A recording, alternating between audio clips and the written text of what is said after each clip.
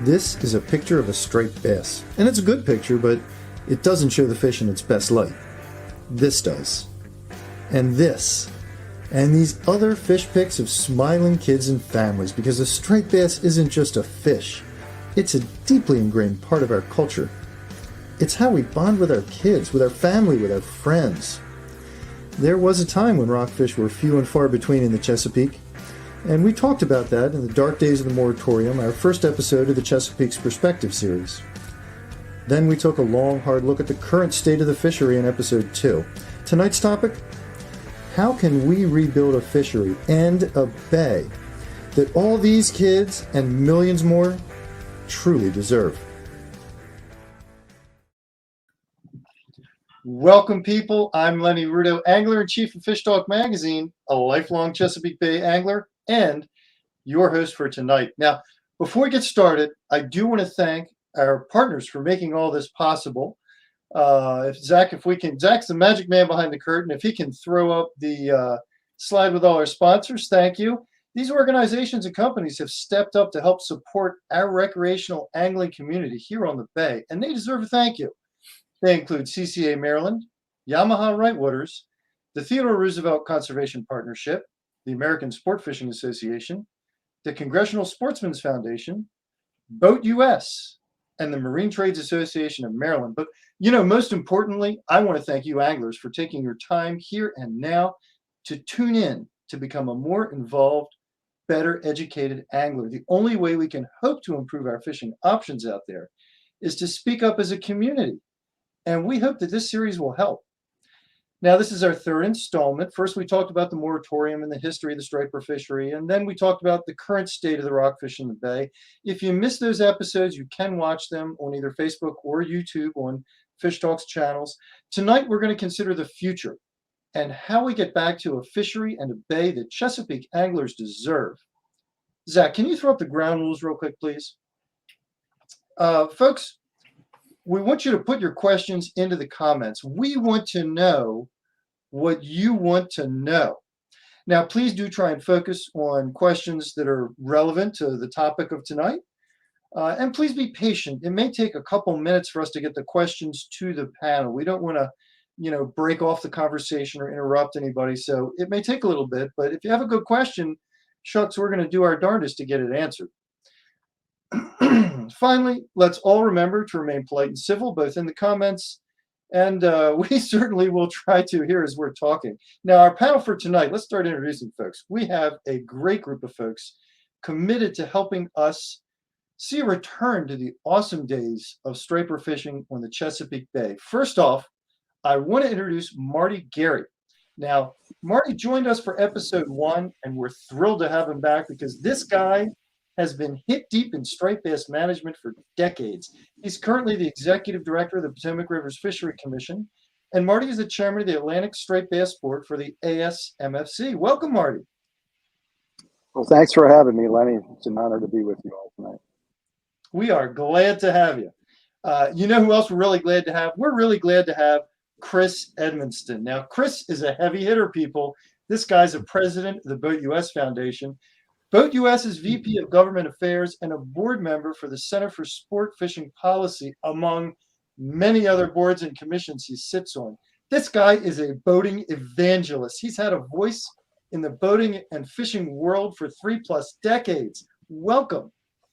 Hey, thanks, Lenny. Good to see you. Now, finally, we also have a guy with us tonight who goes by the name of David Sikorski. David is the executive director of the Coastal Conservation Association of Maryland. He is the voice speaking for Maryland Chesapeake Bay anglers, honestly, in countless venues and meetings across the state. David is also one of the instigators behind the Chesapeake Perspective series, so I want to thank him for that. And he's my friend. So I guess I won't tell everybody what happened the last time we went fishing, David. No, I think you get a leg up. I talk about fish every day, and you get to go more than I do. So you'll always fish me, Lenny. I won't say anything about first biggest most, right? Well, David, I want to throw this first question at you because I know this is on everybody's mind, and you're the perfect guy to ask. You're immersed in it. But I'm going to give you a caveat. We're going to try and keep our initial answers to 2 minutes, people, okay? And we want to, I know 2 minutes is tough, but we're going to try it. And we're going to try and allow lots of time so folks can chime in the comments and get their questions in there, and we can get them all answered. Now, question number one.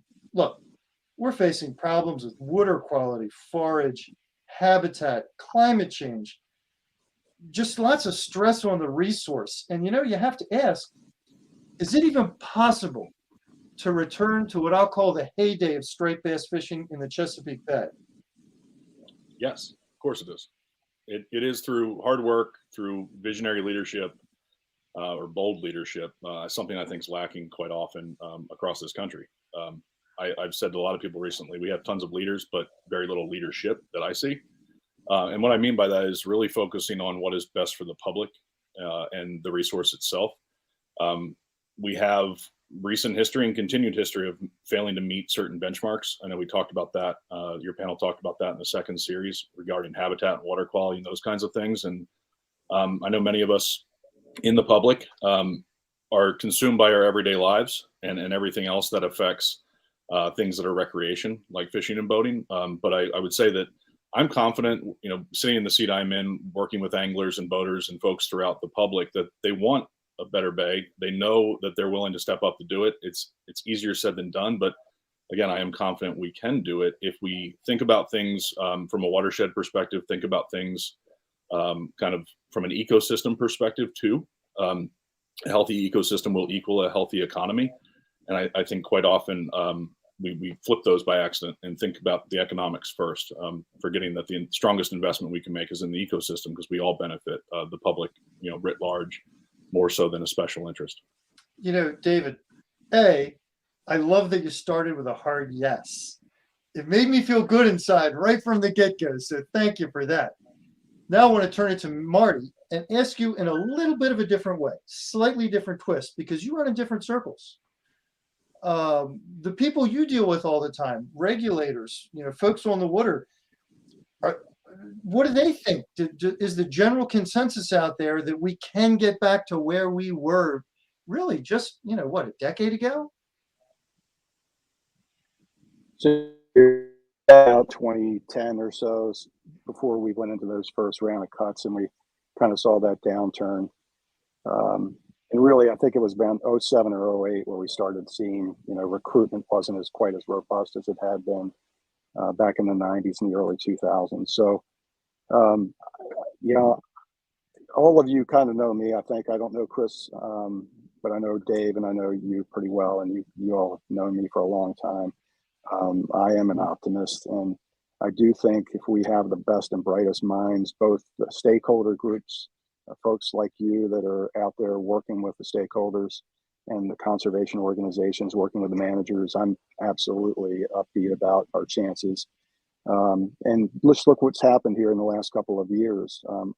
A lot of vigorous, passionate discussions, but the community up and down the coast really came together and made a decision, and it was a hard one, to take a tough, tight line and make the necessary cuts and set your goals and objectives pretty high. And we're going to find out here in the not too distant future whether those efforts have made, paying off for us. But I do think we have a really, really great chance with the energy, with everybody participating the way they've been. That the recent history is a really good point. That's a really good point.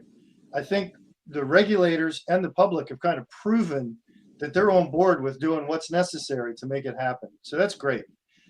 Chris, let me take this to you. And again, I want a slightly different twist, because you deal with a lot of the government folks, right? Do those folks think that it's possible? Do you see the same kind of hope and commitment on their part as you might see from the recreational community? Well, absolutely. And one of the great things about it is that this is truly a bipartisan issue. And you look at our elected officials, we want people to be, I guess, kind of in the middle. I want them to be kind of in the middle. And when you give them good bipartisan issues like outdoor recreation, like boating and fishing, This is something that they can all get behind. And now that we have the government tracking what is spent on outdoor recreation like fishing and boating, it gives a powerful incentive for our regulators to get behind initiatives that help regulate or enhance our environment, gives us opportunities to go out and catch fish and things like that, and puts more emphasis to NOAA to get the science right and to state agencies to get the science right. So we have the best data we have to manage our natural resources. So yeah, I'm very positive about what's coming in the next few years.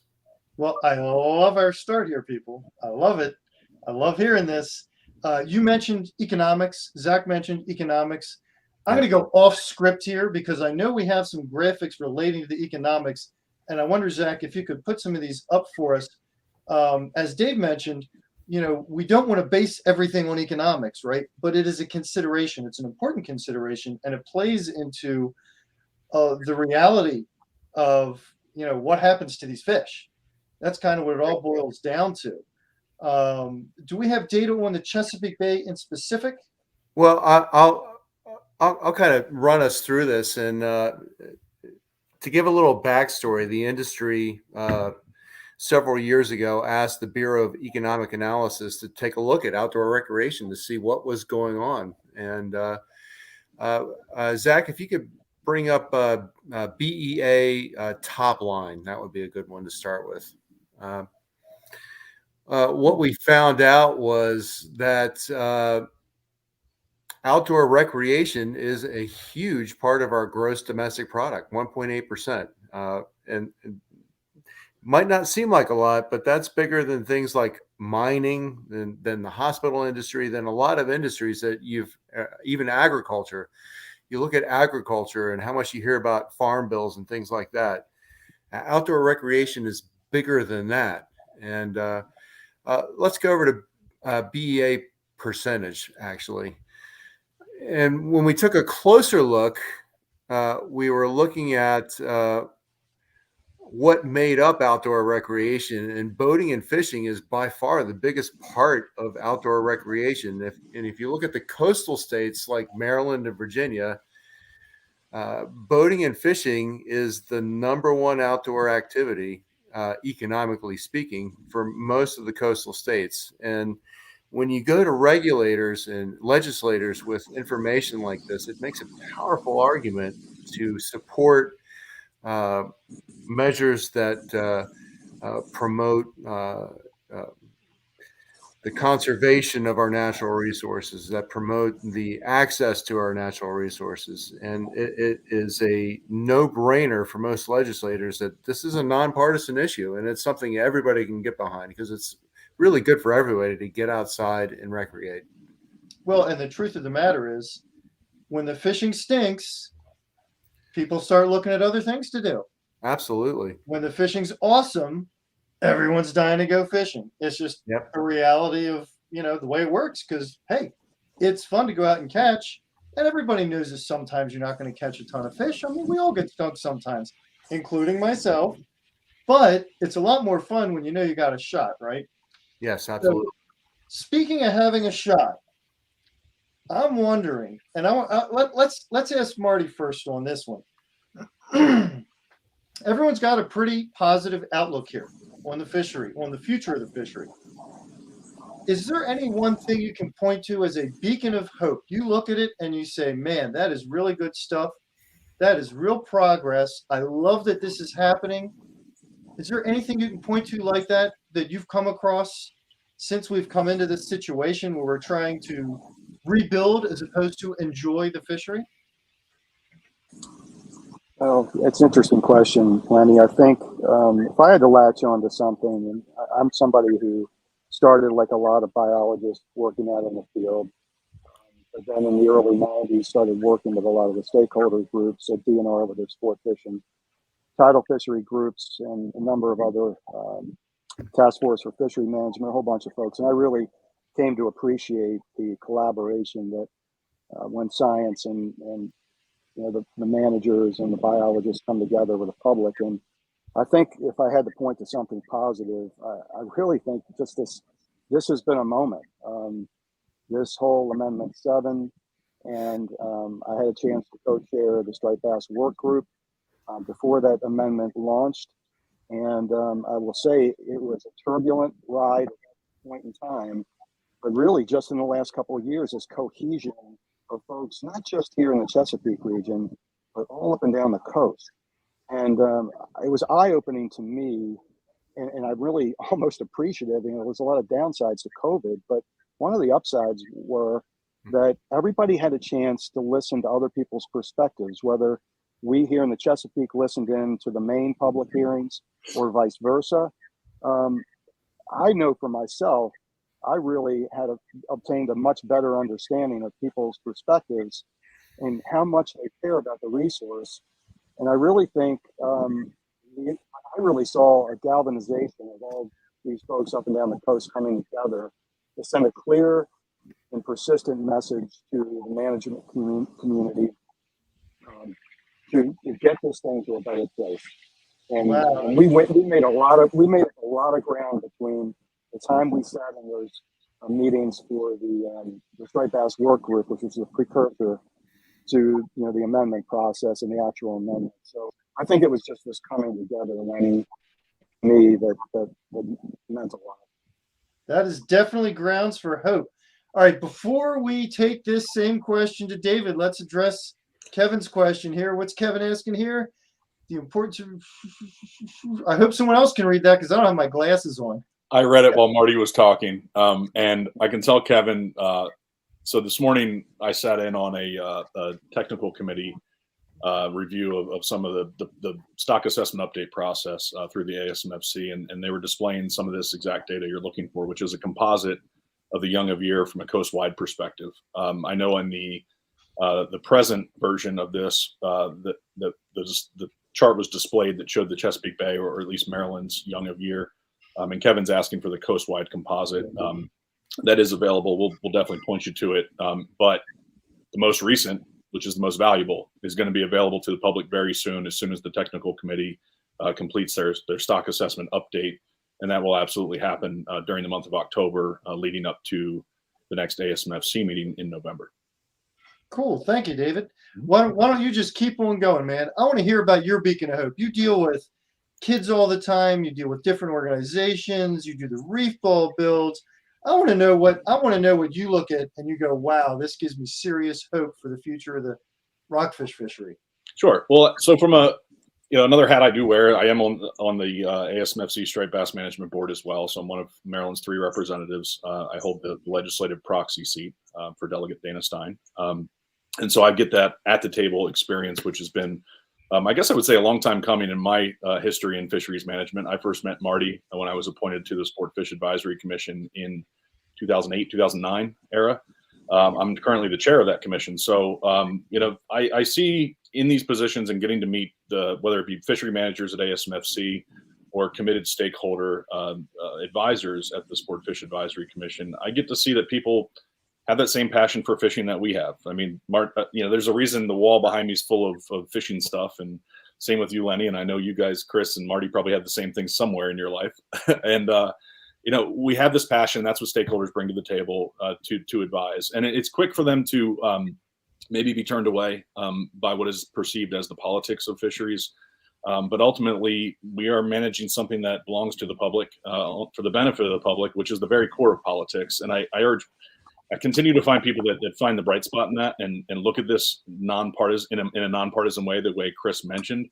And as Marty talked about the Amendment 7 process, it's a lot of hard work. It's very hard to kind of keep your eye on the prize and stay committed and stay optimistic. But there are folks doing that. And ultimately, management made some tough decisions. In my opinion, probably could have made some tougher decisions in the Chesapeake Bay, but didn't. But ultimately, we just found out this morning that fishing mortality is under control under current measures, and that projections are showing some positive upticks in the biomass, the spawning stock biomass coming in the near term. Anything in fisheries management or modeling, the further you get out, the less accurate the information is, or the less precise it is, the less certain you can be. And so the projections through to 2029, which is the directive of the board at this point, because of the management plan, because of Amendment 7, we're trying to rebuild the stock by 2029. And the projections we saw today, they say there's a chance, and maybe not 100% chance like we all want, but a chance within the boundaries of typical fisheries management. So, and that's all because fishing mortality has been constrained. And that was the point. That is a beacon of hope indeed.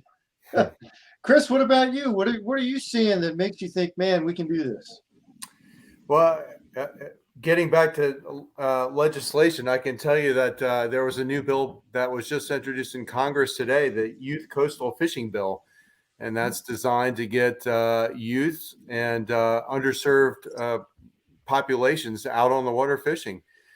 And I see nationally state agencies and federal agencies and the federal government trying to promote getting kids out there on the water to fish, and also working with the regional fisheries management commissions and other agencies to get better science out there. And, you know, you think about it, if we don't have good science, we're not going to have good fishing. And that's such a key. And this is truly turned into, again, I'm just going to keep on harping on this. This is a bipartisan issue that's good for everybody. So yeah, there's lots of beacons out there. You know, getting better science is something we're kicking and shouting for quite often. Yeah. Dave, it looks like you got something to say. Pipe in, man. Lenny, you know you're taking part in that right now, and it's because of legislation, bipartisan legislation that passed with a majority of support in both sides of the Maryland legislature last year, and that's for the Rec Data Workshop, you know, or their task force that we're part of. So another thing I'm happy to chair and have stakeholders involved in. It's actually our Maryland legislature saw it fit to say, hey, we're not sure that recreational fishing data is what we want.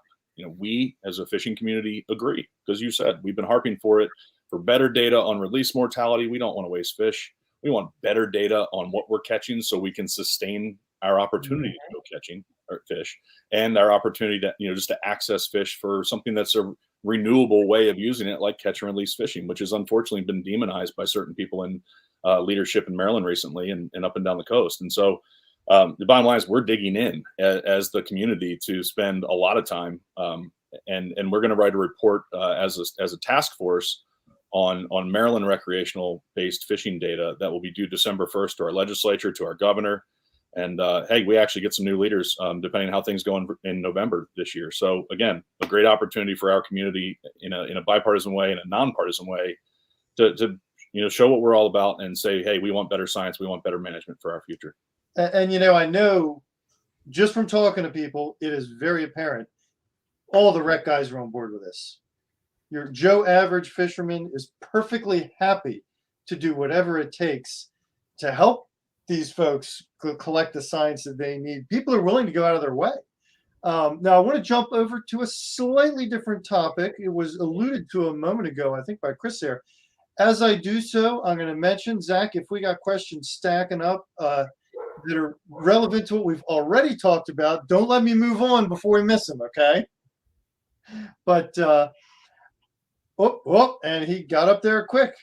How does a sustainable fishery promotes the increase of fishing when there's already a problem with the fishery? Wow. Okay. I'm not sure I understand that entirely. What do you guys want to attack this? Go right ahead. No surprise to people know I have a lot to say. It's pretty simple, and it's also something that our community is behind as a recreational fishing and boating community, and that's outreach and education. You know, the purpose of CCA, our organization, is to advise and educate the public on the conservation of marine resources. Conserving means making sure we're not taking too much right now, so there are plenty for the future. And you can definitely have an increased participation in an outdoor activity, specifically fishing, if you have people engaging in it with the proper boundaries. And a good example of that is with straight bass. It's managing catch and release mortality, because that's a big source of assumed and estimated mortality. And there's been a lot of effort to do that. Circle hooks were implemented coast-wide, and there's a lot of outreach and education happening up and down the coast. And so it's shooting for the moon to land amongst the stars, but it's all about working as a community to share with each other that, if we're gonna, for me personally, when I go out on the Chesapeake Bay, it's not so much about what I catch and what I take home for dinner anymore, and that's something I've evolved to because I've experienced plenty of days with a full cooler and really good catching, and I think that rings true throughout most people in our community. If you have a tough work schedule and you have a great opportunity to access the outdoors, there's so much more to that experience than just the fish, just the mortality piece. And so if we're forced into a situation where we have to take less, there's still so much benefit to the recreational community getting out on the water. I've said it a lot that, I long for that feeling when you grab that boat throttle and start to push it up and your day is heading out. And so again, that drives participation, but doesn't have to drive mortality. There's also, I think Marty, you may want to chime in on this because you probably know these numbers better than I do. But I think there's a big misconception about the numbers of fishermen and how they have increased so much recently in recent years. I remember when I was a kid and the moratorium was lifted, you were holding off one boat with one hand while you were dropping down your line with the other hand. There were an awful lot of people out there. And when you look at the numbers of fishing licenses and boat licenses sold in Maryland, they were trending down for quite a long time. Now we got a big bump in recent years, but it's still, it's not like we're talking about, multiple numbers of people as compared to where they're 30 years ago, 35 years ago, fishing on the bay. Marty, you have additional insight into that, into the numbers, how many folks are actually out there utilizing the resource? Yeah, I guess the way I would comment, Lenny and Dave might have a better handle on like the Maryland metrics, but the Recreational Fishing and Boating Foundation came out, its most recent report, which I guess ran through 21. I'm not 100% sure. So there were a few positives. The recruitment was up, ethnic diversity expanded, the gender gap, there's a lot more women fishing. But there's still this churn effect, right? Or they call it churn or lapsing.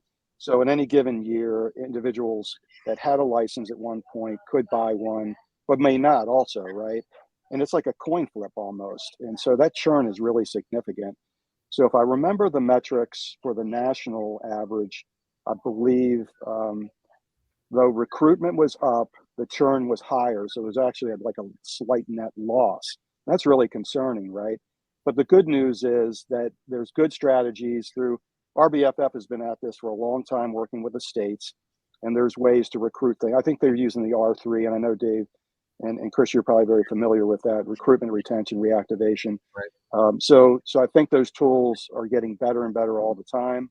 So if we can get the churn under control, those people that are like, I might buy a license this year, I might not, maybe that can really help us out and get more people fishing. And for folks like myself, we want more people fishing because fishermen are our eyes and ears. I'm in meetings all the time. I rely on you all to tell me what's going on out on the water.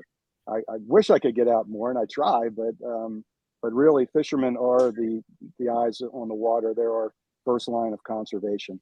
So that's an interesting, different perspective than I have, which is that I want a strong fishing community so we have a stronger voice. And, I recognize that it seems like there are always tons and tons of people fishing, but actually the fish are concentrated in really tight areas. And so the people are concentrated in really tight areas. It's a natural thing. And guess what? Anglers have been fighting over their fishing spots since, fishing was invented? So we got another question from Dan here, looking to know about the most impactful things individual citizens can do without waiting for law or regulation to be passed. Dan, you are stealing my thunder. That is a future question. All right, Zach, please leave the question up here. We're going to duck to it in a second. But first, let's get Chris's take on the numbers of fishing, numbers of people fishing, and the new people fishing, their importance. How do we hang on to them? I mean, let's face it. Sure. Yep. We hate to say anything nice about COVID, right? But it did give a big shot in the arm to the outdoor recreation community.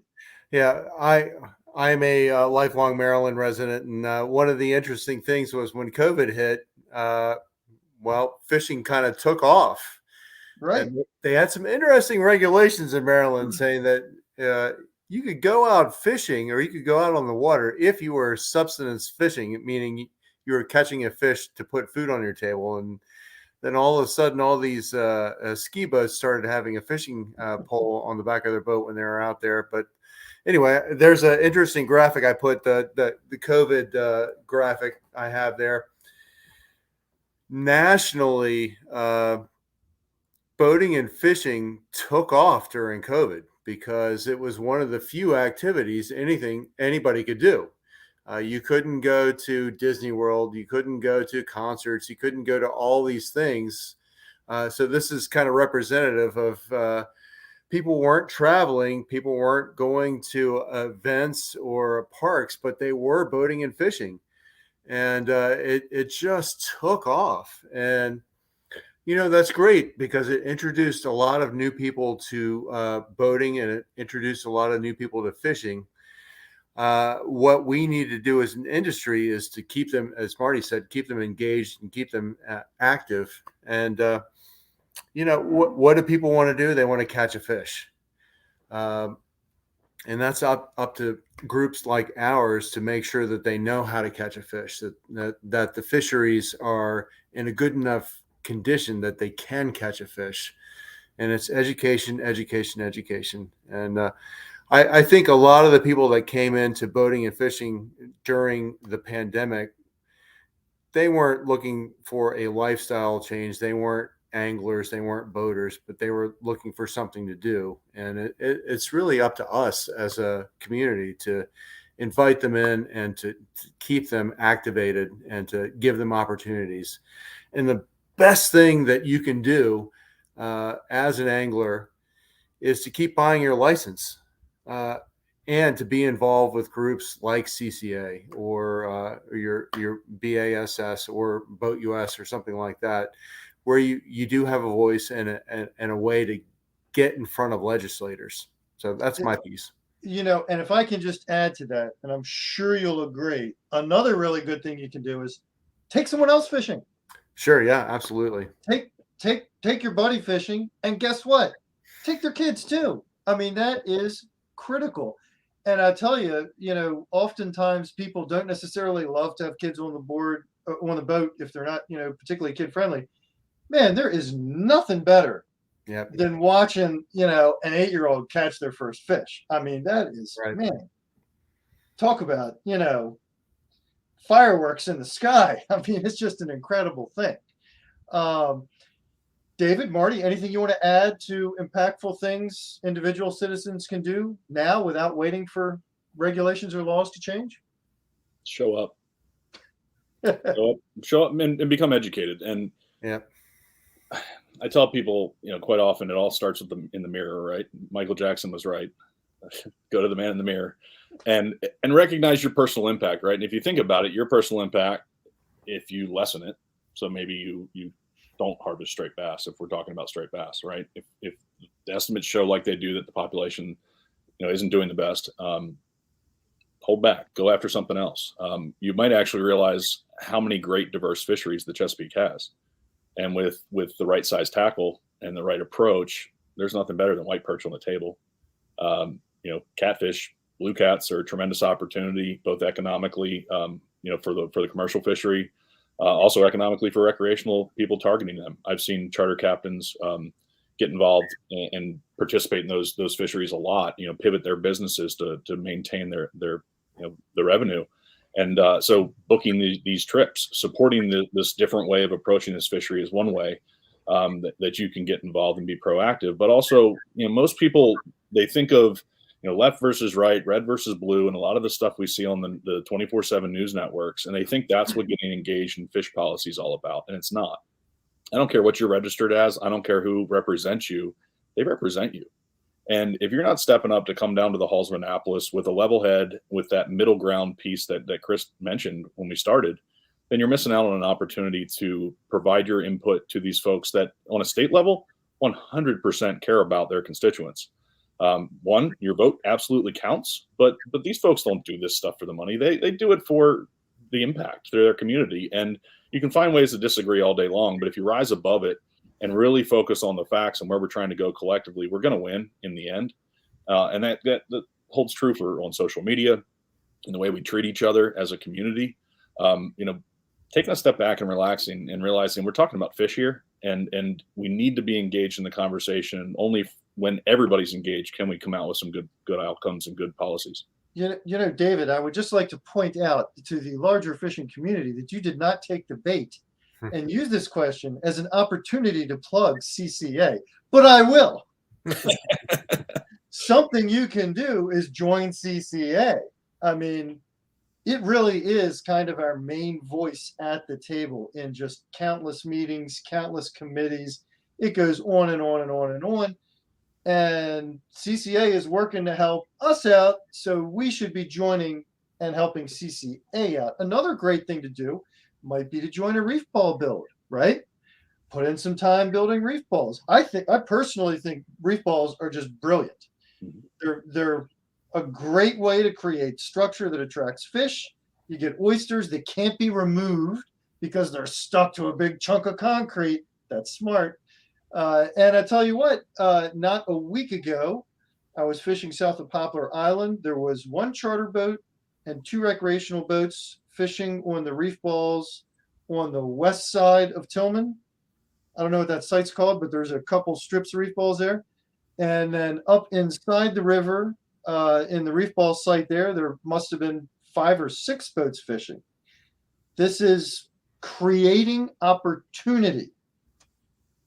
And as you see over this shoulder, that's artwork that shows reef balls turning into fish. And our mantra of our Living Reef Action campaign, which is a torch that CCA is carrying now, but so many people, just like everything in what we do in natural resource management, there's so many groups, so many people that have led us to where we are today.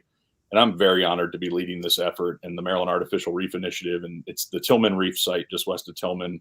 It's the what was once called the Cook's Point Reef and may be in some literature, but is rightfully named the Clint Waters Reef in honor of a tremendous champion of all things fisheries, who unfortunately has left us, but is honored by that site.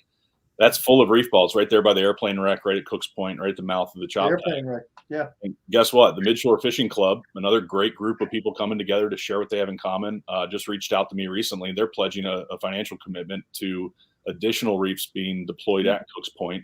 And unfortunately, the permit expired, but we're on the way to getting a new permit out there. And in 2023, that will be my number one priority in placing material because it is such a great spot. It's so accessible. And the Chop Tank River is such an important river in the striped bass story from a spawning perspective, from the rearing of the young. And if we don't have this 3-dimensional habitat, we're not going to have successful young of year turning into spawning stock biomass.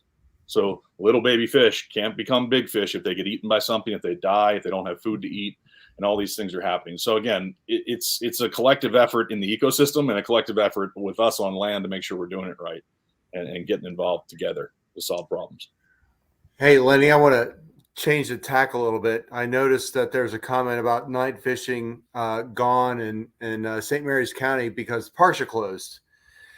And I'll say that when COVID hit, we noticed nationally that a lot of access points were closed because none of the municipalities had staff or wanted to staff access points.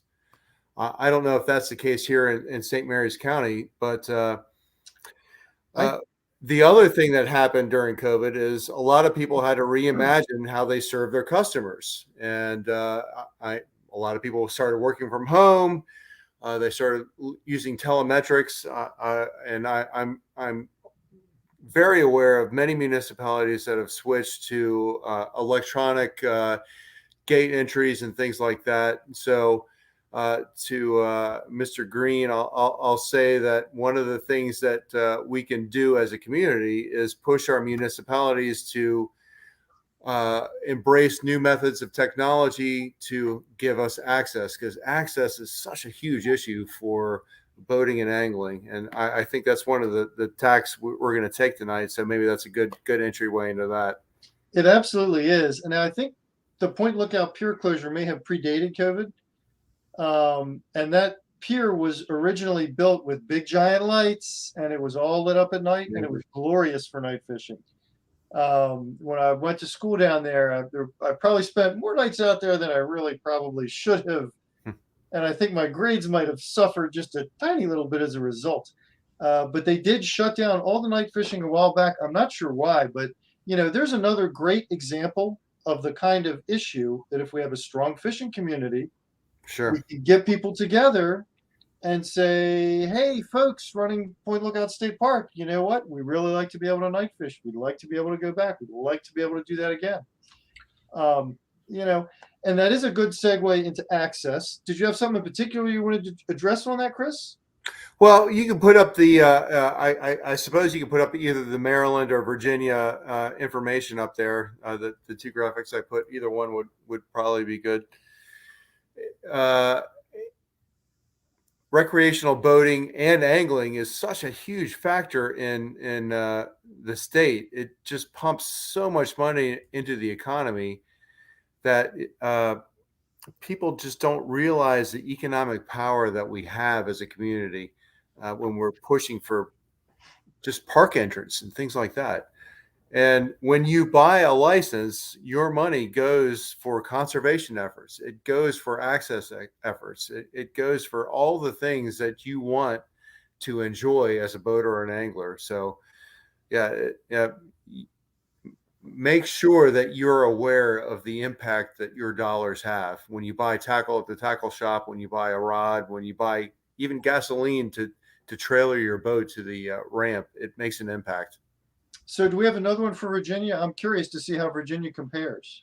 It's pretty close. It's pretty much very, very similar dollars amount.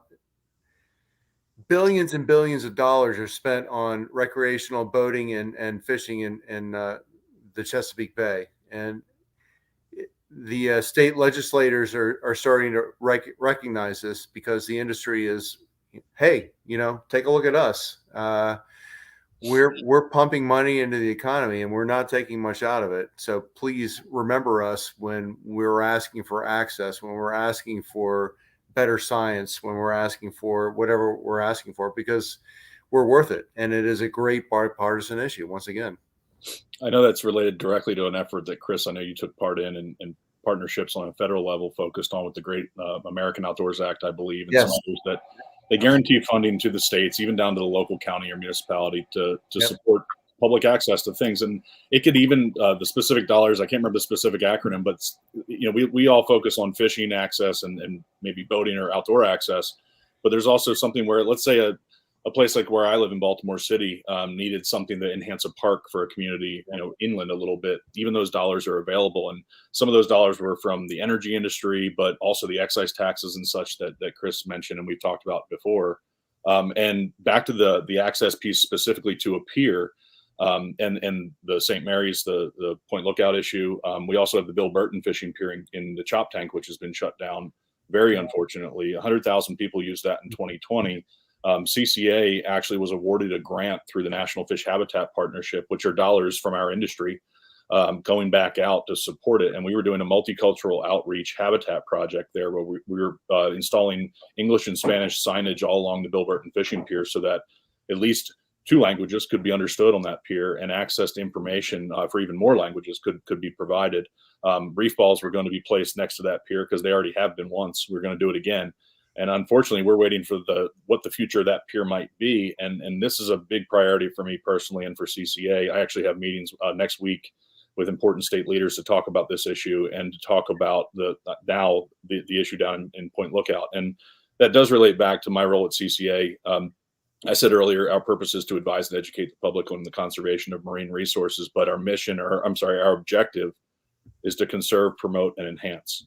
So conserve, promote, enhance our marine resources for the benefit of the general public, not just our members. And I take it very seriously that it's the general public, period, the end. And if you're a member, I love it. Fantastic. Join our organization. But not everybody has the $35 to pay or even knows that we exist. So my role truly is to focus on everybody. Hold on. Whoa. How much is it to join there, David? $35. $35. How much is a tank of gas? Right. I'll get you a small tank. Maybe enough for a John boat. I don't know. There is no excuse for not joining. I'm just saying. All right. Now, the access component here is very important, but it doesn't address fishery in specific. And I want to do something a little crazy here.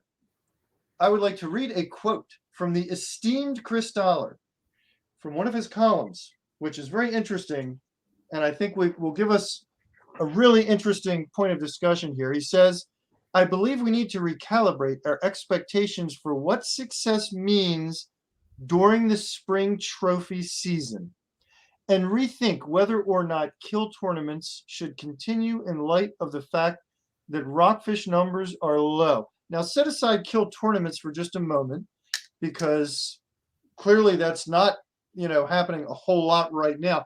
But the spring season in general really is a tough thing to talk about. Nobody wants to tell the 12-year-old kid who might be able to go trolling that he can't keep his fish for a lifetime, right? Nobody wants to do that. I sure don't want to do that. Yet we're taking big breeders out of the population when we do this. Marty, you're faced with this question. Is it appropriate, not only in present terms, but for the future of the fishery, to be taking fish, let's say, with no size cap? So the question you're asking, Lenny, is it appropriate when we've got a stock that's overfished, and overfishing is occurring, and hopefully those will change in the future, for us to be exploiting these large breeding females? I think that's where you're going with that. Yeah, so I'll answer it this way. In our first segment you put on when you had myself and Bill Goldsboro and Jim Uphoff, I told you a little story about what I experienced with the genesis of that spring fishery. And that goes all the way back to a meeting that occurred in the Tall's office building in November of 1991. I was sitting on the fourth floor, and a lot of the folks in the charter community came forward. And this was a few weeks after our initial fishery in the fall, after the moratorium was lifted in 1990. And the request from the for hire sector basically was, we want to give our customers a chance, an opportunity to catch a fish of a lifetime.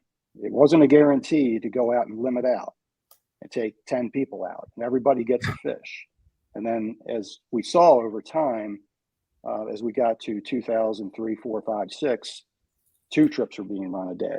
And there seemed to be an expectation that changed. The expectation initially was a chance to catch one of these large fish. And everybody, I'm a fisherman just like you all are. To have a chance to catch that really awesome big fish, that memorable fish that will just stay with you, and you have a picture of it, that's what everybody wants, right? But those expectations slid down a slippery slope over time. I'm not saying it's right or wrong, but it changed. What was originally asked for, it evolved into something entirely different. Now we have a fishery that has not been doing so well, as we all know, and we're now having to make some careful consideration of how we have our fishery in the future. And I think the question you're asking is appropriate. But I'll flip. My last comment on this will be, okay, so the Maryland spring fishery, and I don't mean this in any other way, but just it's the facts are the facts. The range of exploitation that I understand, unless those numbers have changed, I don't think they have, has been somewhere between about 15,000 animals and about 95,000 animals. So that's how many get caught and harvested. If you look at the releases in the Commonwealth of Massachusetts alone, that number is dwarfed by what they have in just release mortality. And those are large fish that leave our waters. These are the same fish that come back and spawn, right? So those are the kind of discussions you have to put things in context. So we can have that discussion about what we might need to do about these breeding females. Should we allow folks to catch them? We've already dropped the start date back to, Dave, correct me if I'm wrong, it's May 1st, I think. And if you look at the old citation award program that was started by fishing in Maryland in the or maybe it was the late 50s, if you look at those citation awards and you look at DNR's citation award program, you'll see once you get to about the 1st of May, there's almost none given out. The fish have gone. I'm not saying they don't catch any, but By virtue of the fact we have a start date on May 1st, those numbers are greatly reduced. So I might not be giving you as direct an answer as you want, Lenny, but No, that's I think what we have is a situation where we need to really look at this from a coast-wide lens, and that's what Dave and his delegation from Maryland and all the other states do when they get around the table at the striped bass board. We're looking at this more holistically. But spawning stock biomass is a big part of it, and hopefully we're addressing that. So that's a great answer. I like it because you bring out a couple really salient points. The first being that it doesn't necessarily, to protect the spawning stock doesn't necessarily mean no, you can never ever catch a big fish, right? I mean, that's kind of a basic premise that some people may have. And the other is that the the Chesapeake Bay harvest of those really big fish is not as broad as it might be compared to some other states, which leads me to a question that I'll put out there to all you, because I don't know the answer. We do not have a cap on the size in the spring season, right? There's not a slot. You can't keep them 30 to 40 inches. You can keep them 35 and over to whatever. Let me put it this way. How many states going up and down the coast do not have any form of slot to prevent the taking of the really big breeders? So I I shared a link with Zach that maybe we can get shared into the comments so folks can see it. And it's an update from the most recent fishing year, 2021. And that's something that comes from the ASMFC, was provided to give a coast-wide understanding of what the removals are, who's taking what the regs are. And that's also going to be included in the stock assessment. And so this information, while seemingly dense, if you look at it, I have it up on my screen here. It's 51 pages of a PDF, but there's lots of charts and figures. I printed some out. That's where I'm jotting notes right now. And they give you an idea of the trends. You can look state by state, year by year, and it can help you wrap your head around who's doing what. And if you take a step back real quick, and I'm looking at the comments, I'm actually seeing some of the most very predictable comments come up of one group versus another, somebody saying something to each other. That's what happens. It happens especially in comment sections. But the reality is, what you see out there, your anecdotal experiences are what they are. Marty mentioned earlier how important we are as a community to be the front line for managers. This data right here is coming from surveys that we fill out, that answer questions we answer about our fishing activities. You will see source, MRIP, MRIP. That is the recreational information program that takes all of our catch and puts it into the system to understand what's happening. So it goes back a little bit to a question of what can we do? Well, be accurate in your information, drive for better data like I talked about. But ultimately, this information can help you understand with a little bit of math, who's doing what, how they're doing it. And again, take a step back and go, okay, in Maryland, a lot of people focus on the trophy season. Marty mentioned the numbers of fish that are being removed. To me, I have challenge personally with some of these really big fish being removed because it takes so long to replace them. They've got to make it through a gauntlet for so long to be such a valuable critter and be protected by a slot. And it's unfortunate that the Chesapeake Bay in both recreational and commercial fisheries has not had a max size. So we have the Virginia commercial fishery does not have a max size until March 15th. The coastal fishery cannot take fish over 35 inches. So it's 34.999. There's a couple commercial fisheries like Mass and maybe a few small ones that can take the large spawning stock fish. Maryland's commercial fishery does not or does have a slot actually. Maryland's commercial fishery can only take from 18 to 36. And so as an ASMFC board member in last August at our meeting, I actually made the request for the technical committee to provide to the board at the next meeting in November what it would mean for a max size limit up and down the coast for all fisheries, at least in recreational. Because again, that makes sense, right? We're protecting this fish that it's made it through the gauntlet. It is a female. It may not spawn great every year, but don't we want to hedge our bet and put it back into those spawning rivers every single year? Especially if we can educate ourselves, take a picture of the fish carefully and put it right back in the water. then we can really do the redfish model that people talk about so much, and the Chesapeake Bay has been benefiting by recently. So that's, there it is, the question on the screen that I'm talking about here. I mean, people are enjoying redfish. People are spending money catching them and releasing them. Are we as a community ready for that in the Chesapeake Bay? Personally, I'm ready. And I think a lot of people that I hear from are ready for that. It's unfortunate it took so long, but I think we're getting close. And I think that ethic is changing, that it's not that slippery slope Marty talked about where a 28-inch fish at one point was a trophy season in Maryland. That's not a trophy. Well, let me throw something in there. We're talking about surveys, we're talking about science, we're talking about regulation, but we're not talking about education yet. And we can survey anglers to the nth degree, we can do the science, but if we don't relate that to anglers to say, here's why we need to do this, then we're going to fail. And my good friend John Page Williams had a little thing, a comment about education, and the survey data is great, but if we don't relate that to the angler that's actually got a line in the water, then we've missed the mark completely as a community. So yeah, I would encourage all of us to think of new ways to educate our fellow anglers and boaters about what's going on out there, because there's so much noise online and it's hard to get that information out there. And what are some thoughts on that? There's a lot of noise. There's a lot of misinformation. Yeah, absolutely.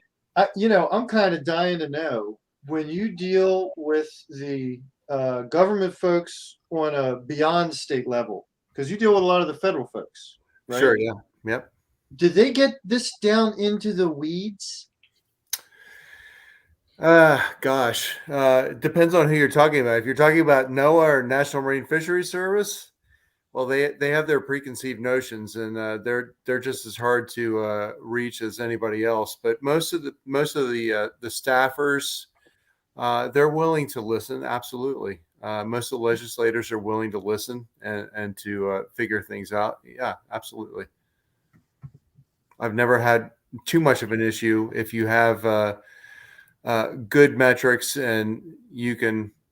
It has been a struggle with NOAA over the last few years, trying to get them to use state data in particular, because I think some states do a better job of managing their fisheries and managing their metrics than NOAA does. What do you think, David? No, I agree, and I think state of Maryland, where I'm obviously where we are, could do better on measuring rec data. That's why we have this task force. Again, it's something we asked for.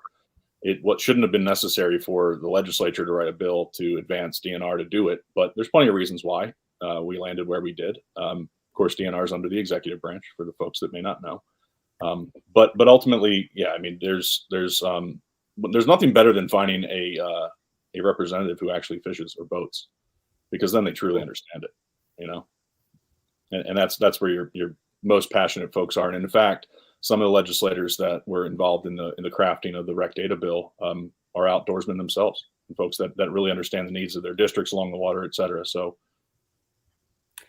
one of the benefits that I mentioned earlier is that it's not just a conservation issue, it's an economic issue. And when you put the economic numbers out in front of legislators that might not be outdoors related people, they might not have ever been out on a boat or been fishing.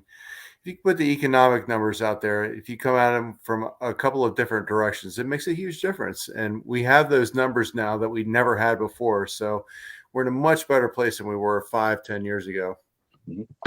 That's an interesting take. I'm always scratching my head going, how come we don't have the science that we could have in 5 years? Right. That we should have. So I guess there's a little bit of a difference there, with the science versus the data. But I wonder, first off, Zach, if we got any questions out there, please go right ahead and throw them up. Excuse me. Oh, but he beat me to my next question. All right. Well, if a restriction is placed on one group, it should be for all, commercial, charter, as well as recreational. I would say that, well, Gosh, David, do you want to address allowing recreational anglers reporting to fact? This, Robert, I can tell you with firsthand knowledge, this is being worked on. We are just as aggravated over this as you are. Dave, take it away. Sure. So if you folks look up Maryland's Natural Resource Code, it's 4-215, NR 4-215. I don't have a link handy, but it's actually the state law which says how DNR is supposed to manage our resources. And it starts with under a fishery management plan. And of course, striped bass. In Maryland, our rules have to be consistent with ASMFC. ASMFC is the guardrails. And so that makes sure that all states up and down the Atlantic coast can work together to conserve and manage the resources that we share. And so you're 100% right with your statement, and I agree with it, that everybody should take reductions when it's necessary, because again, it goes back to the fish which belong to us all. And the Maryland state law says fair and equitable, and not using economics as the sole purpose for allocation. And of course, laws are written by lawyers. Lawyers get paid by the hour. Writing policy, creating policy is so vague and gray because it's never simple. And we have to have these dialogue and these conversations. But I think, Robert, everybody should agree with you that fair and equitable means that everybody takes cuts when necessary and everybody benefits when there's an increase in a resource that's available to us. And to the FACT system, which is a digital reporting system. It includes hail in, hail out, and then reporting what you catch, which the charter fishery has right now. A part of the recreational fishery, by the way. The charter fishery is the recreational fishery, and it's to split it leads to challenges, and that's what we're facing right now in Maryland, because folks that fish on a charter boat get to take home 2 fish if the captain participates in this electronic reporting system. Folks that fish from a beach, from a pier, from their own boat, they only get to keep 1. And so immediately that on its face, when you talk to people about that, they go, well, why? Well, it's because of economics. So I would argue that Maryland DNR did not follow the spirit of the law when they enacted this regulation. And it's not because I'm anti anything. I believe in the public having a fair shake and truly being fair and equitable, their access. Furthermore, in the recent reductions that were implemented first in the 2020 fishing season, the Maryland DNR decided to not reduce commercial take. They did not reduce the quota. And that was to make up for these ideas they had in endless dialogue that I and many others had with them in various meetings that just never made sense, because it was ultimately politics at its worst. It was picking winners and losers and picking one group over another, which is completely inconsistent with what your statement is. So, and bad science. Yeah, it's not even science. It's if I can just toss in there, as it was explained to me, FACTS was not designed for recreational participants. It was designed as a pilot project for the charter guys. So right, whatever. But we are investing, we being me, you, the other members on the committee, we're investing time, effort, and energy right now in attempting to find better ways to get recreational data reporting like a la FACTS, so that we are no longer held at this disadvantage in comparison to the charter segment, which, as David stated, is recreational. It's recreational fishing. Those folks aren't selling the fish. It's not a commercial fishery. So it is supposed to be regulated hand in hand. It's not supposed to be different like this. Right. And it's not the fault of the stakeholder group. Like, I have tons of people, utmost respect for in the charter industry that were calling for these things and asking for the 2 fish piece. And heck, I've fished on some of their boats in the last year. And I'm proud to. I caught my first rockfish on a charter boat. I don't believe in the uniforms and in the teams and the division, because the second you divide people, as we see all over the place in this country, we're fighting each other and not paying attention to the folks that are actually making the rules that are dividing us. And everybody needs to be accountable. Not to jump around. Why do rec anglers not have a FACTS system? Well, it frankly comes down to the scale. And I was trying to find the exact number. It's in the document. It's in that link. Some of the numbers of participants and licensees and number of trips, it's almost literally impossible for a CPU of a computer to crunch the numbers if all the, I think, 450,000 licensed anglers in Maryland in the Bay, that are licensed for the Bay, were to go out and report every single fish they caught. It's not necessary. And it's something that's too detailed to talk about tonight, but it's the difference between what's called a census where you try and count every single person, like the U.S. Census happens every decade. That's what the fact system is. It's telling captains they need to report everything, so we have that number. It's still data put in by an individual. It has bias. I've talked to captains that have admitted they don't always put in accurate information on things like releases. We hear it all the time in fisheries that information's put in inaccurately, attempting to kind of scam the system or avoid the IRS or whatever it might be, right? And the reality is there's no statistical system in this country that is perfect. There's no data system that is perfect. I mean, heck, we've learned that through COVID. Look at all the charts and lines and curves and all that other stuff.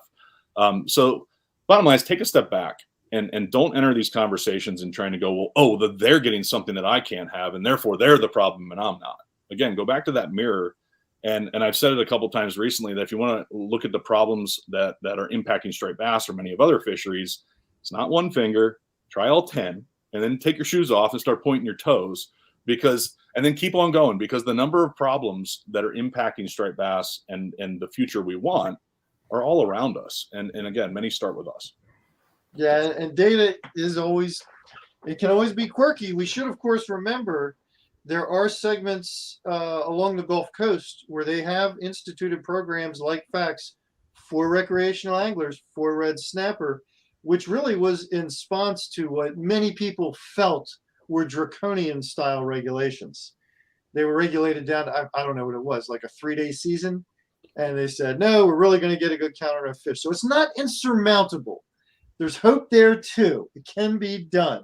All right, Kevin's chiming in here and looking for a clarification. In the eyes of the regulation, charter anglers and private anglers are lumped into a recreational angler total. Yeah, they're all the same, right? Sure. They should be. I tell you, Maryland is, I work on a national level, and Maryland is very unique in that we have boat licenses that cover everybody on the boat, not necessarily, nobody has to have an individual license. And I'm not aware of another state that does things like that. And that gets back to the education issue. The same thing with the charter boat. People go out on the charter boat, they're just paying for a trip. When I bring people on my boat, they're just coming on my boat. They don't necessarily have to buy a license. They don't have to do anything. And it's one of the unique issues that Maryland faces, is how do you educate our anglers about the issues that we face and why things are the way they are.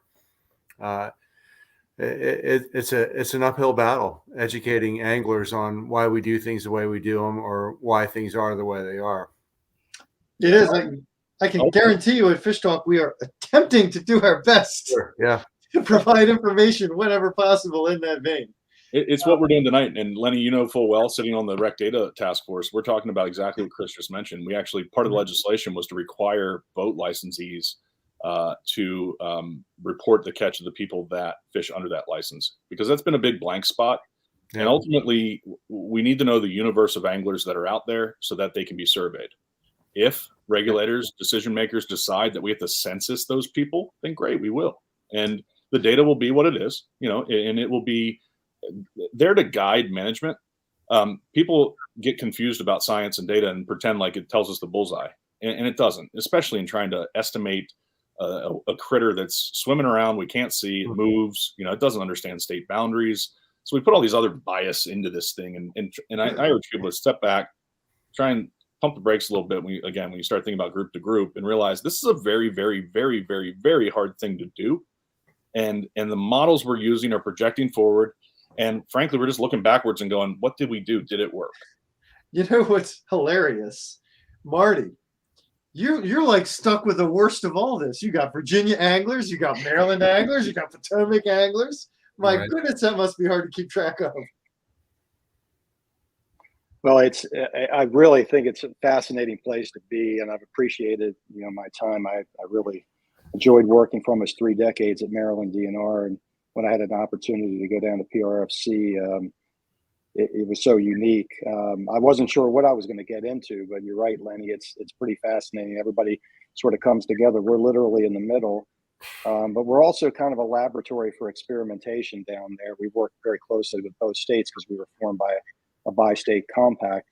But it's been nothing but really rewarding from our end to have a chance to to work with both Maryland and Virginia, see what works well for one, and maybe try something different and new in PRFC waters. And I want to just add one thing.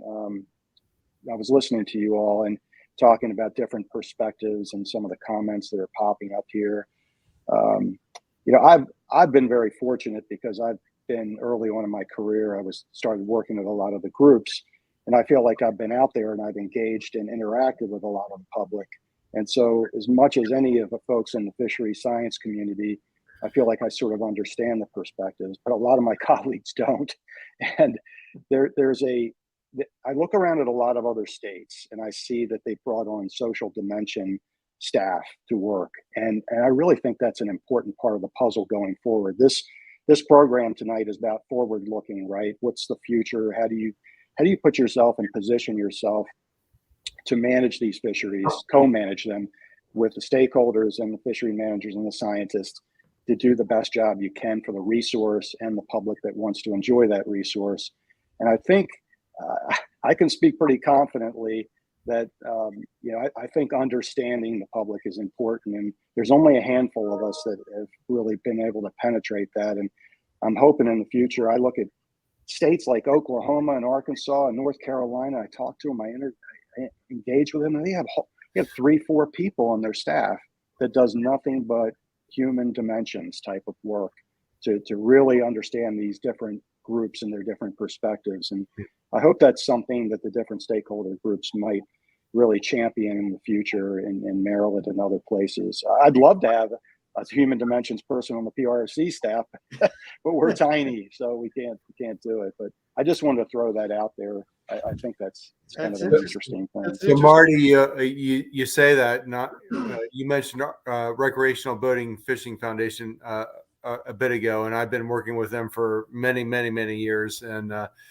it's been interesting to see how the state agencies had fish biologists doing the marketing work for many years, and now they're actually starting to get marketing people doing the marketing work, and it's been a quite a change, really, within the last 5 years, how the state agencies are starting to embrace actual marketing techniques and education techniques for their constituents, rather than just relying on their typical staff that they've had for decades and decades. So there has been a big shift, and that too is a bright spot that I see looking forward for our community.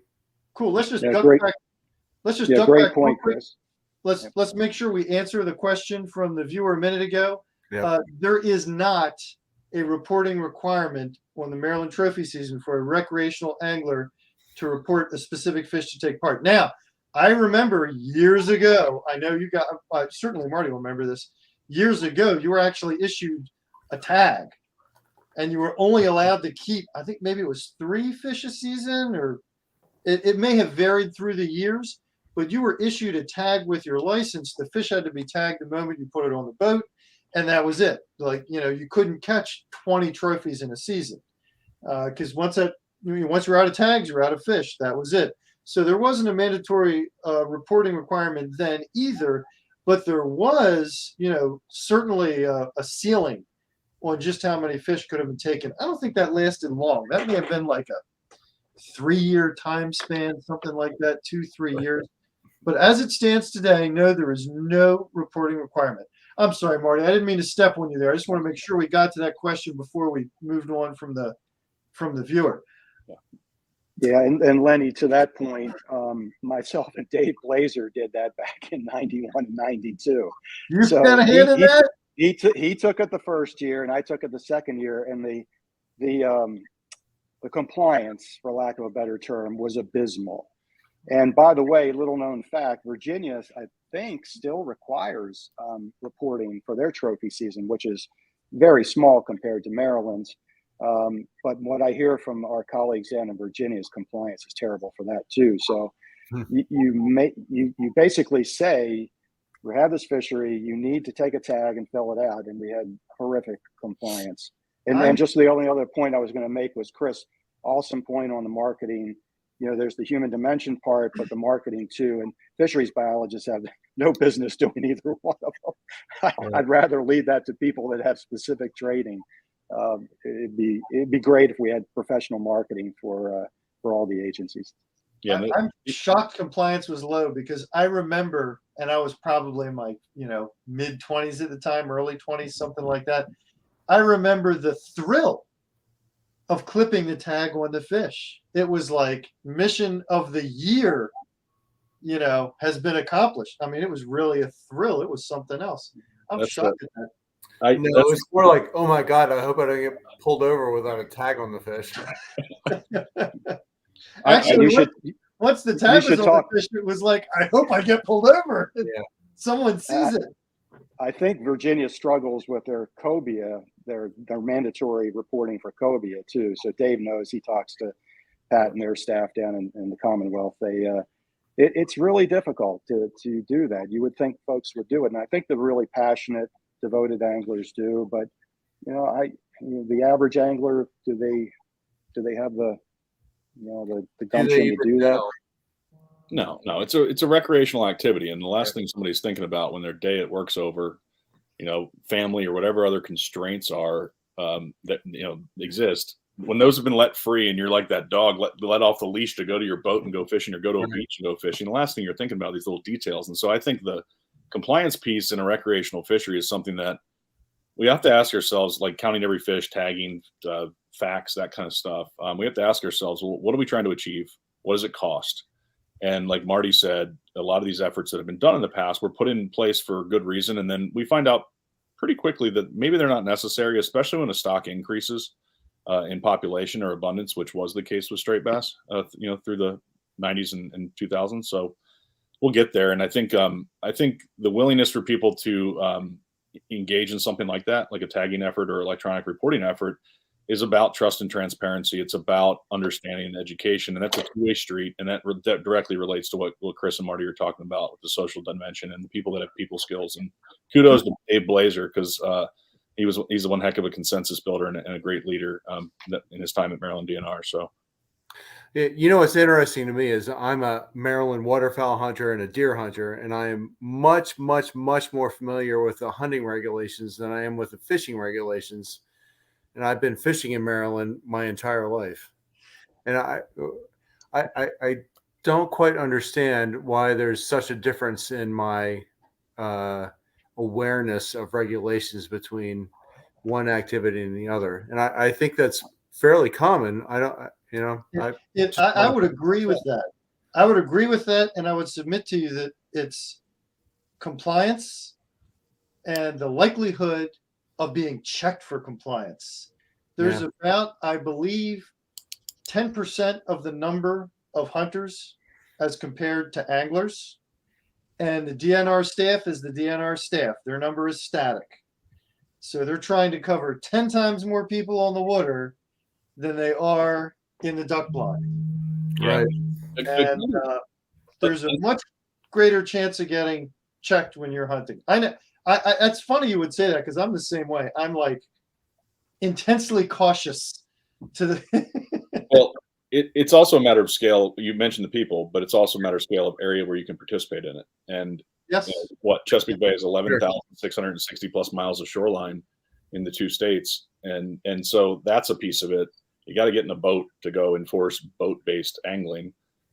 People that fish piers and beaches get checked all the time, and enforcement's just like that police officer shooting radar on the beltway. If he gets one or two every once in a while, that's all he needs to do. And again, on the terrestrial side, it's easy. They can sit in the truck, they can stalk, they can see the people. Heck, they're flying heat-sensitive drones at this point. So it's a totally different world. And I also think that a very important point to make with management relates to where we've been and where we're going. And that's kind of relates to the experts in human interaction and marketing and such.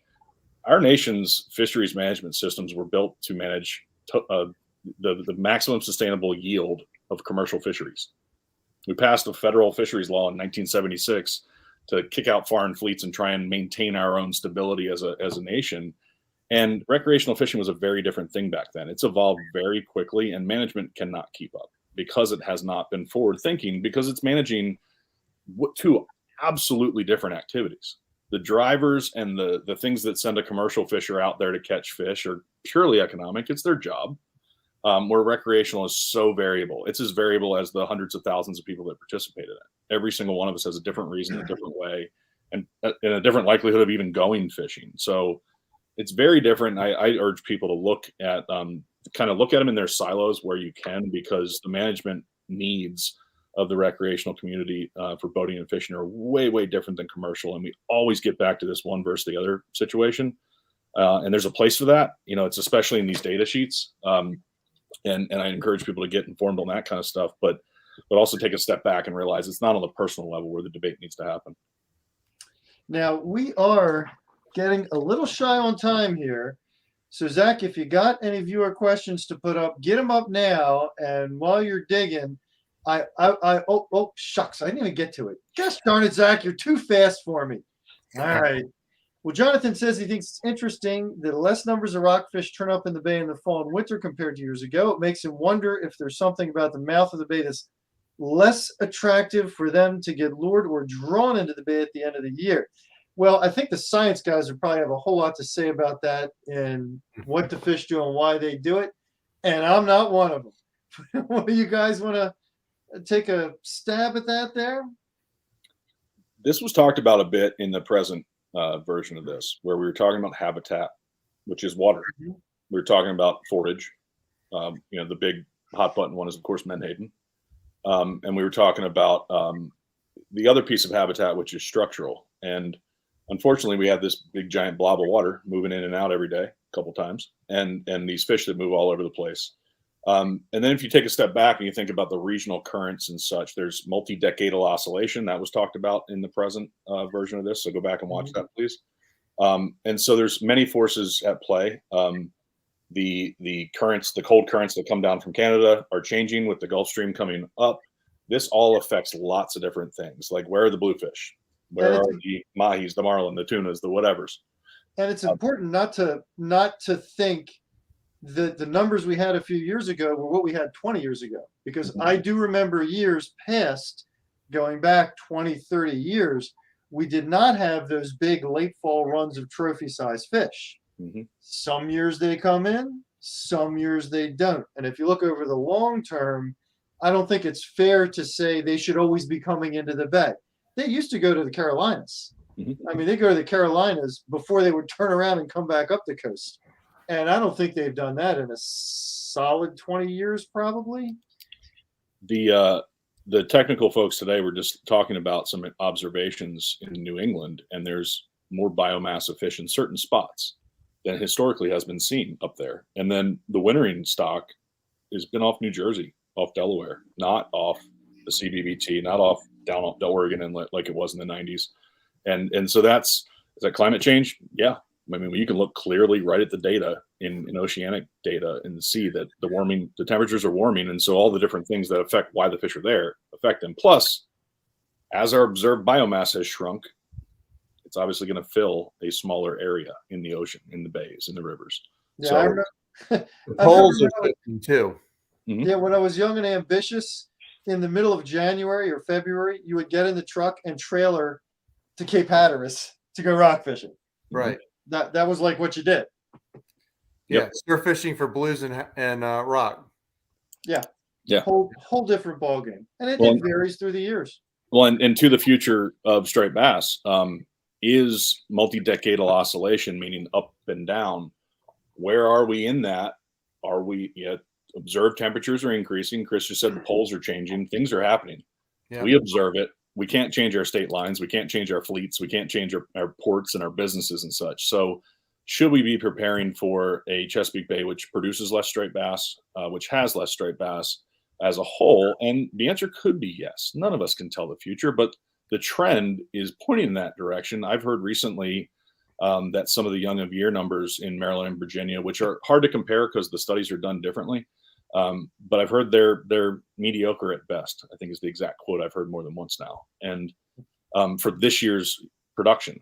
So that's 4 years in a row of low production. So the outlook is less fish than we want, less fish than the average, because that's how that survey works. It's an index. It compares year to year to year. but that doesn't mean it guarantees a future a decade from now of the Chesapeake Bay. Who knows? We could see the southern swing of striped bass in our lifetimes, and that would be great for Chesapeake Bay anglers. We'll see. And regulators can't control where they're going to swim. Let's not kid ourselves. They control what we take out. Bringing it back together, that's up to groups like CCA and BoatUS to educate our members on what's going on and how to approach the topic at hand for the season at hand. Yeah, and realizing that changes in seasons and changes in regulation can be a good thing if we do it together. If we go into it like we have recently, and unfortunately historically, it's everybody wears their little uniform, fights for what they think you need, and we kind of miss that species-wide opportunity that could exist with something different. Yeah, and it's a management tool to make sure that we have the resource 10 years from now for our kids or for however long in the future we want to look. Mm-hmm. Absolutely. And that is what we need to get to. Now, before Zach can jump in with another, oh gosh darn it. He's faster than I can react. He's marketing right now. Keep doing it, Zach. Keep doing it. We're getting down to the wire here, folks. But I wanted to give you guys the chance. Do you have any questions for each other? You know, is there something that one of you has said that another one of you has gone, I'd like to investigate that a little further? What do you think? Don't ask me a question. There's only 4.5 minutes left. 3.5. Well, Zach, do we have any more questions in the lobby out there? Well, I've seen quite a few on invasive species, and you know, I keep coming back to the phrase that we use: you got to eat them to beat them. I look at blue cats, I look at snakeheads and things like that. God, they are tasty fish. Let's catch the heck out of them and just use them as a unlimited resource. Yeah, and as Joseph's asking here, blue cats, flatheads, and snakeheads, have they contributed to the decline in striped bass? And of course, I can tell you the anecdotal piece. Marty might be able to tap on some of the science. Of course, they are a predator. They exist in spawning areas. They exist in rearing areas. They exist in, juvenile areas. You name it, right? And it's a fish eat fish world out there. And blue cats and flatheads, especially, are very aggressive fish. Snakeheads may not overlap with striped bass nearly as much as the others, or as at least blue cats. But it's all relative, right? And we have a natural system that, frankly, we're invasive when it comes down to it. We impact the Chesapeake Bay's health, right? But I think the invasive piece is an important technical term that we're using to figure out how to better tackle these animals. But as Chris said, the one place they're not invasive is your dinner plate. And so right, even if we don't guarantee by science that they're eating striped bass or competing by them, it's common sense. And they're all fun to catch, every single one of those fish. And we have them in this watershed. And CCA actually has the Great Chesapeake Invasives Count funded or partially supported by the Yamaha Right Waters Initiative. And I know Chris can speak to this because there's a national partnership focused on aquatic invasive species and terrestrial invasive species being led by the sportsman community right now is yet another example of what we do proactively. Personally, I think a snakehead fights a little bit better than a rockfish out there. That's my preference. They do taste awful good. It's hard to knock a snakehead, but he specifically asked for scientific evidence. Yeah, and that goes right back to our earlier part of the conversation. We need more data. We need more science. I don't know the total number of scientists employed by the state of Maryland or the state of Virginia, but whatever it is, I suspect it could be higher, and it wouldn't hurt anything. Well, there is I can't forget to give a nod to the NOAA Chesapeake Bay office folks and the Fish Get and the invasive catfish work group. Multi-jurisdictional efforts are being done to advance policy priorities, science, and ideas about these fish, and have been for quite some time. And frankly, it's up to Congress to change the USDA inspection requirements on blue cat processing. Something that I hope the state of Maryland, Virginia, Potomac are all working together to get our leaders to step up and do that, because there's an extra burden on processors to process these fish, which is purely a political thing. One powerful senator versus another kind of situation, and so that's needed on a policy level. Plus, from a science perspective, quite often there's lots of data and lots of information that can lead to good decisions. And as I said earlier in the show, we have a nation full of leaders, but I don't think enough leadership. Leadership being the verb, being the action, and the place where we go, okay, here's enough information for me to stand up and be bold and say, we're going to do it and deal with the consequences. I think we've lost that as a nation, where we have leaders that think about the consequence way too much for themselves and their next election than the actual outcome for the benefit of the public. And invasive species is a key piece of that, where if our leadership soon doesn't find solutions, doesn't find opportunities for commercial fisheries, especially to increase the value, to increase the money that watermen can make from these fish, then we're missing a tremendous opportunity. And I think new leaders need to stand up. David, I think you may have 4.5 minutes. How do you like that? So it is 8:30, folks. Before we sign off, Zach, final chance. If there are any questions out there that really seem imperative, please get them up. In the meantime, folks, we will go back and read through and try and look. And of course, some other folks, will chime in comments after the fact as they view these later on. We'll all do our best to get back and address them. But with that being said, we do need to start wrapping things up. People, thank you very much for taking the time tonight. We really do appreciate it. Anglers, thank you so much for tuning in. Special thanks to Dave Sikorski and Chris Dollar for coming up with this concept in the first place, and then for pushing to make it happen. We also need to give a big giant thanks to FishTalk's kayak angling guru, production manager, and tech whiz, Zach Dittmars. He's been the wizard behind the curtain tonight. When it comes to the tech stuff, he's the man. Don't forget, people, we have coming up a couple of really important events. Although this is the last of the Chesapeake Perspective series, we do have the Chesapeake Bay Foundation Reef Slam coming up October 8 to 16. The Winter Pickerel Championship, the CCA Winter Pickerel Championship, cranks up November 1st, runs all winter. I do this every year, people. It's a ton of fun. You get out on the water, in the middle of the water, you catch pickerel. It's a ton of fun. So go to CCA's website. Think about signing up for the Winter Pickerel Championship. It's pretty darn cool. And there are a bunch of cool prizes you can win. December 3rd is the Winter Classic. And guess what? With all the tournaments I just mentioned, you know what you don't have to do? You don't have to put a single rockfish in the box to win. All right? Not even one. Folks, thank you again. I've signed off on the previous episodes by saying I hope to see you next time. But tonight, I'm going to say, I hope I see you at the next DNR meeting. That is exactly right. And I have one more event, Lenny, because we didn't hit the end yet. And it is sooner than you realize. October 1st at Nick's Fish House in Baltimore is the Chesapeake Fishing Open. ChesapeakeFishingOpen.com, and it embraces everything we've talked about tonight. It's a tournament that brings together youth anglers. We have a free charter boat coming up from Kent Island to take up to 25 kids fishing, kids from Baltimore City, from community centers. We have a trash cleanup being led by the Maryland Waterways Foundation right there in Port Covington around Nick's Fish House. And we also have a fishing tournament where grand prize is $4,000 for your best 3-fish stringer, which can include rockfish, catfish, snakeheads, or perch. So you can do a combination of any of them. And I've told people, if you can't find a 30-inch snakehead, 30-inch rockfish, 30-inch blue cat, then you need to get better at fishing because they're out there. And this event was put together and supported by lots of different great companies and folks to support CCA, to support Maryland Waterways Foundation.